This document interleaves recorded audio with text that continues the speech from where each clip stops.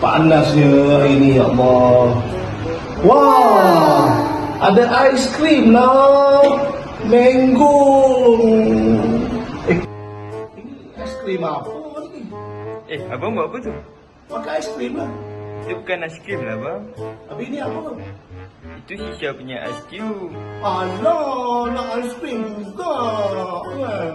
Nak ais krim. Tapi macam mana nak guna ni? Mari saya tunjukkan dulu. Ni buka dia. Keluarkan ni, masuk dalam peti ais. Lepas dah beku, masuk balik dalam ni. Tutup dia bagi rapat. Lepas dah rapat, ni batang hos, cabut. Masuk dalam ni. Barulah boleh set shisha apa. Oh, macam tu. Tapi abang nak ais krim juga. Nak ais krim. Aiskrim yang ni ke, bang? Yeay, ais krim.